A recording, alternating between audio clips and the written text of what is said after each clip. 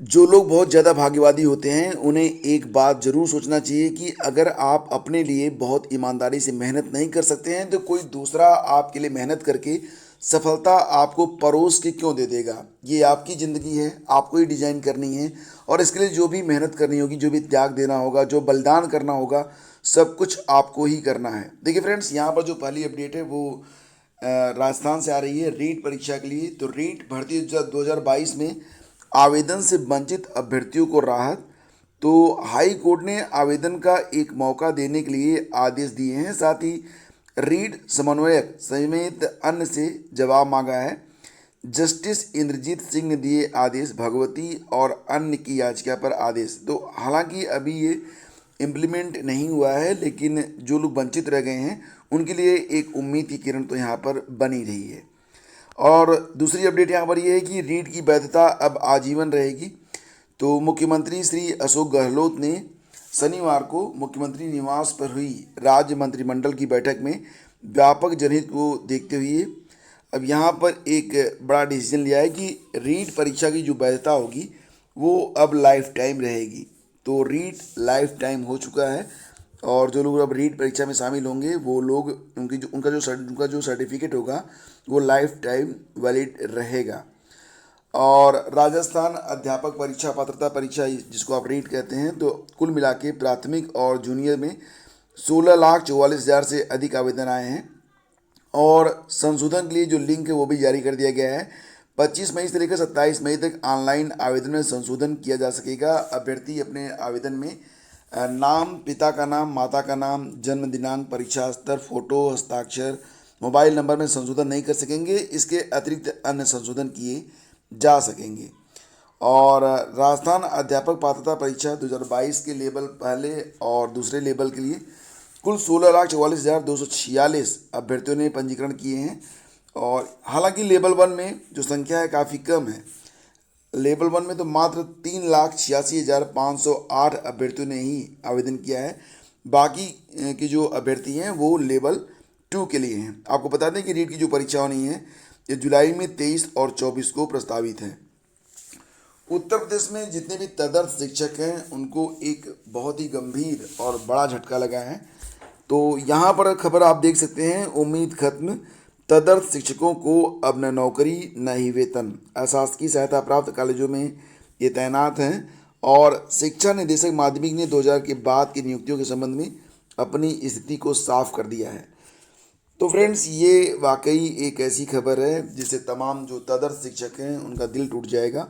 लेकिन हुआ यही है कि वर्ष 2000 के बाद प्रदेश के अशासकीय सहायता प्राप्त कॉलेजों में तैनात तदर्थ शिक्षकों को वेतन मिलने की संभावना पूरी तरह से खत्म हो गई है।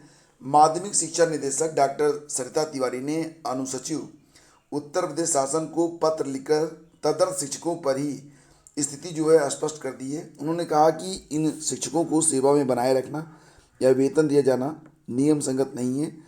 और कुछ ही दिन पहले जिला विद्यालय निरीक्षक ने सभी प्रबंधकों और प्रधानाचार्यों को पत्र लिखकर 2000 के बाद नियुक्त तदर्थ शिक्षकों का वेतन तत्काल रोकने का आदेश दिया। पूरा मामला मैं आपको एक बार समझा देता हूँ, आप यहाँ पर समझ जाएंगे पूरी बात। शिक्षा निदेशक माध्यमिक डॉक्टर सरिता तिवारी ने अनुसचिव यूपी शासन को पत्र लिखकर स्पष्ट बताया कि तदर्थ शिक्षकों को नियमित नहीं किया जा सकता।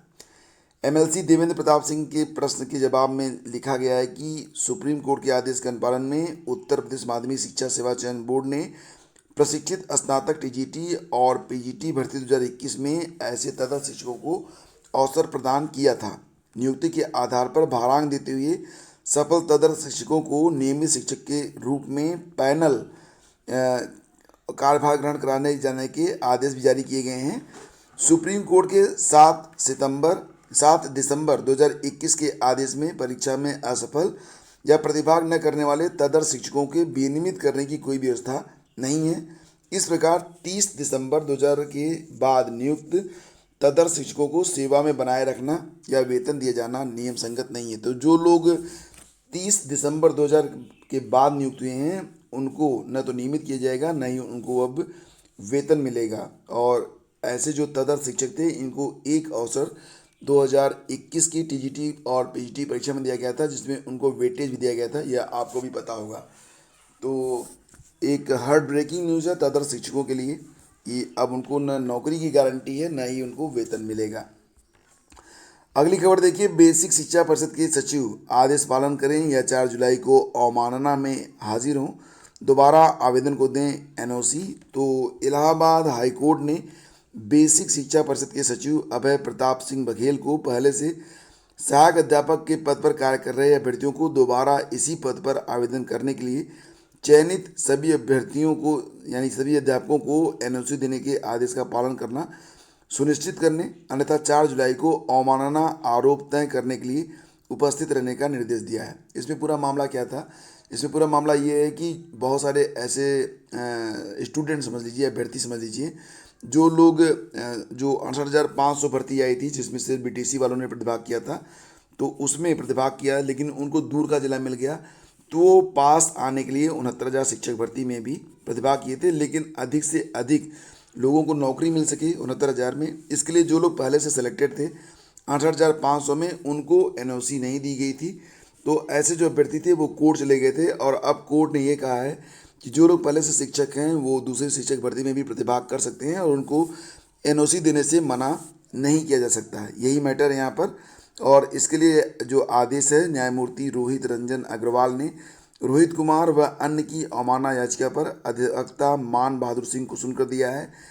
एकल पीठ ने याचियों की याचिका स्वीकार करते हुए राज्य सरकार के 4 दिसंबर 2020 के शासनादेश के पैरा 5(1) को असंवैधानिक, मनमानापूर्ण और अधिकार क्षेत्र से बाहर करार देते हुए रद्द कर दिया था। यानी कि ऐसे अभ्यर्थी जो पहले से अध्यापक हैं, अगर वो चाहें तो दोबारा से अध्यापक की जो भर्ती हो रही है उसमें प्रतिभाग कर सकते हैं, और अगर वो सेलेक्ट होते हैं तो उनको एनओसी मिलेगी। यही पूरा इसका मैटर है। चलिए आगे बढ़ते हैं, चलते हैं अगली खबर पे। तो डीएलएड में 15 जून के बाद आवेदन जो है शुरू हो रहे हैं। कुल देखा जाए तो यहाँ पर जो डीएलएड की सीटें हैं 2,18,300 के आसपास सीटें हैं, और इस पर जो है प्रवेश होगा। एक आप जानते हैं कि परीक्षा का आयोजन किया जाना था, लेकिन परीक्षा का आयोजन यहाँ पर नहीं हो पाया। तो परिषदीय प्राथमिक और उच्च प्राथमिक स्कूलों में सहायक अध्यापक भर्ती के लिए अनिवार्य योग्यता डिप्लोमा इन एलिमेंट्री एजुकेशन यानी कि डीएलएड, इसको पहले बीटीसी भी कहते थे। तो नेक्स्ट सेशन 2022-23 सत्र में प्रवेश के लिए 15 जून के बाद से आवेदन लेने की तैयारी चल रही है। तो इस पर जो आवेदन होगा वो 15 जून के बाद से स्टार्ट होगा, और प्रवेश की समय सारणी जो है वो भेज दी गई है। शासन से मंजूरी के बाद आवेदन लिए जाएंगे। प्रवेश पहले की तरह होगा और शैक्षणिक गुणांक के आधार पर होगा।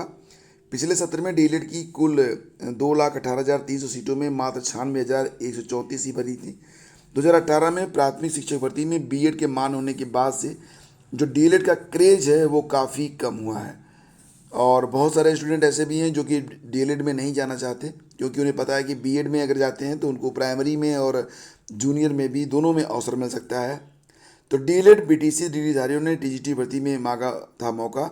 यहाँ पर डीएलएड और बीटीसी डिग्रीधारियों ने सहायता प्राप्त माध्यमिक स्कूलों में टीजीटी भर्ती में अवसर देने की मांग की है, और इस संबंध में सीएम व शिक्षा मंत्री को पत्र लिखा गया है। डीएलएड प्रशिक्षित पंकज मिश्रा का कहना है कि जिस प्रकार प्राइमरी स्कूलों की 69,000 सहायक अध्यापकों की भर्ती में ब्रीज कोर्स कराकर बीएड डिग्रीधारियों को शामिल किया गया, उसी प्रकार ब्रीज कोर्स कराकर डीएलएड बीटीसी करने वाले जो मतलब हैं लोग, उनको भी टीजीटी भर्ती में शामिल किया जाना चाहिए, ये मांग की जा रही है। और डीएलएड में हाई स्कूल, इंटरमीडिएट और स्नातक में मिले अंकों के आधार पर प्रवेश मिलता है। अभ्यर्थियों का आरोप है कि इस व्यवस्था में नकल व अनुचित तरीके से अधिक नंबर पाने वाले अभ्यर्थियों का प्रवेश हो जाता है। यहाँ पर एक प्रवेश परीक्षा की मांग की जा रही है। काफ़ी लंबे समय से इस पर विचार भी चल रहा है, लेकिन फिलहाल वर्तमान सेशन में भी ये परीक्षा अभी नहीं होगी। आगे बढ़ते हैं। शिक्षक की नौकरी दिलाने के नाम पर लाखों की ठगी। तो फ्रेंड्स, यहाँ पर आपको बहुत अधिक चौकस रहने की आवश्यकता होती है। बेरोजगारों से लोग छल कपट करके पैसा ऐंठते हैं और फिर गायब हो जाते हैं।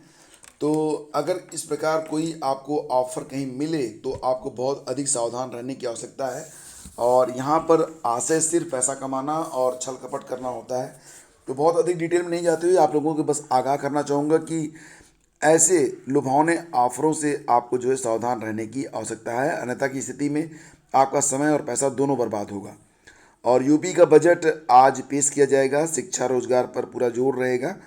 तो प्रदेश सरकार गुरुवार को विधानसभा में बजट पेश करेगी और इससे पहले राज्य कैबिनेट से अनुमोदित कराया जाएगा। इससे पूर्व बुधवार को बजट की तैयारियों को अंतिम रूप दिया गया। कौन करेगा बजट पेश? वित्त मंत्री और संसदीय कार्य मंत्री सुरेश खन्ना। तो माना जा रहा है कि कुल लगभग 6.5 लाख करोड़ रुपए से ज़्यादा का बजट होगा। वित्त विभाग के अपर मुख्य सचिव प्रशांत त्रिवेदी ने इसे उनके समक्ष रखा है। तो देखो 2022-23 का जो बजट है वो आज पेश हो जाएगा। उसके बाद बजट की जो मुख्य बातें होंगी उस पर एक छोटा सा वीडियो मैं आपके लिए यहाँ पर पेश करूँगा, ताकि आप समझ सकें कि इस बार जो बजट आया उसमें क्या चीज़ें खास रहीं। तो फ्रेंड्स, ये थी आज की पूरी अपडेट, और अगर इस सेशन आपको अच्छा लगा है तो प्लीज़ इसे लाइक और शेयर जरूर कीजिएगा। Thank you so much.